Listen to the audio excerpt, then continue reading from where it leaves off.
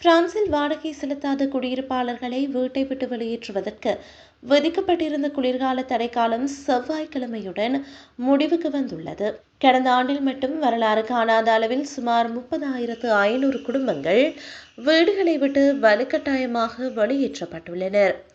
தேசிய நீதித்துறை அதிகாரிகள் சபையின் அறிக்கையின்படி வாடகை நிலுவையில் உள்ள குடும்பங்களின் எண்ணிக்கை 2.4% அதிகரித்துள்ளது.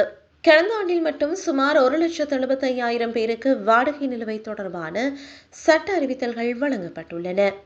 இது முந்தைய ஆண்டுகளை விட மிக அதிகப்படியான உயர்வாகும். சட்ட ரீதியான வெளியேற்று உத்தரவுகள் 30%க்கும் அதிகமாக அதிகரித்துள்ள நிலையில் முதியவர்கள், நோயாளிகள் மற்றும் சிறு குழந்தைகளை கொண்ட குடும்பங்கள் மீதான மனிதாபிமான அணுகுமுறை குறைந்து வருவதாக தன்னார்வ அமைப்புகள் கவலை வெளியிட்டுள்ளன.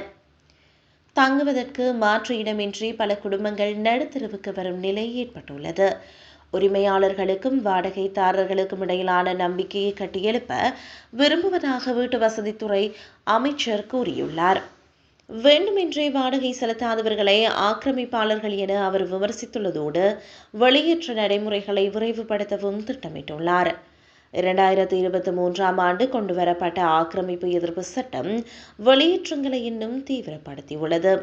இந்த சட்டத்தின்படி வாடகைதாரர் நீதிமன்றத்தில் முறையிடுவது கடினமாக்கப்பட்டுள்ளதுடன் நீதிபதிகள் தானாக முன்வந்து கால அவகாசம் வழங்குவதற்கான அதிகாரமும் குறைக்கப்பட்டுள்ளது.